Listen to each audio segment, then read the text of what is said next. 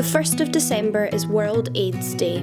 This year it is also the release day of How to Survive a Plague, the story of how activists and scientists tamed AIDS. Following the campaigns and activists that demanded more research into HIV and AIDS in order to attain better treatments for the virus. Since the epidemic of the 1980s, 25 medications are now available to treat the symptoms of HIV and AIDS and prevent progression of the virus, although a cure has yet to be found. More than 100,000 people in the UK alone are living with the HIV virus, a proportion of which are still yet to be diagnosed.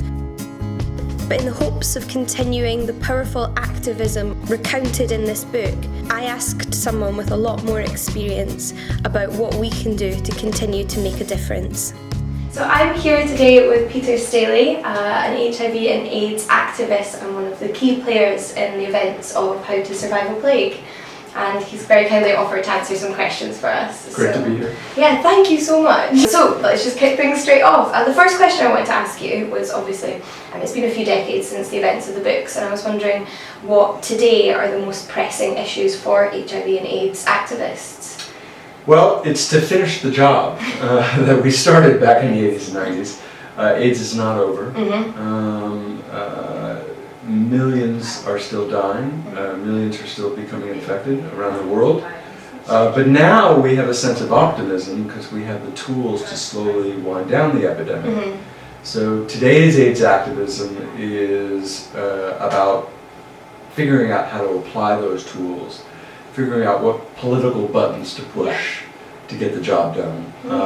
So I think we're in the last chapter of this epidemic. It's just a huge question mark about how long that chapter is going to be. Yeah, what a wonderful way to phrase it. On that topic, what is it that politicians specifically can do and what we should be asking from them?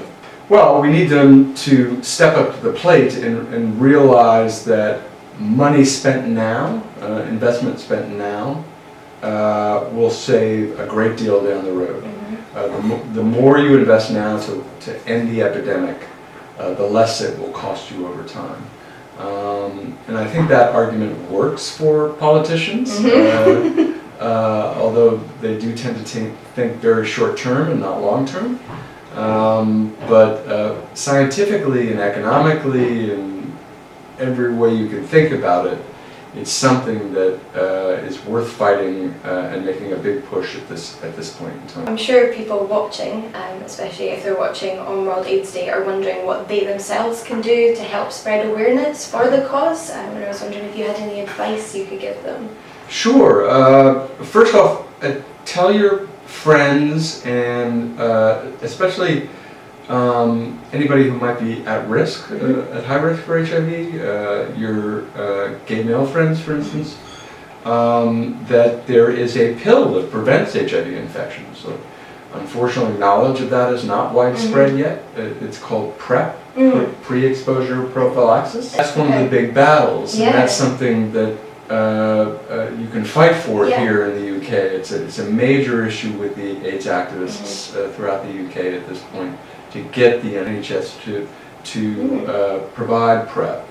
Is there any organisations that maybe they should look up or see if they can get involved in or donate money to? Yeah, the ACT UP London is revived since How to Survive a Plague, the documentary came out. Wow. And they're active and they're fighting for PrEP. Terrence Higgins, obviously. So they're great groups here. And people can get in touch with them and get involved. Great, and act up again. Perfect. That's really powerful. What else do we need nowadays for the people watching to go out and do something themselves? So thank you so much for answering our questions.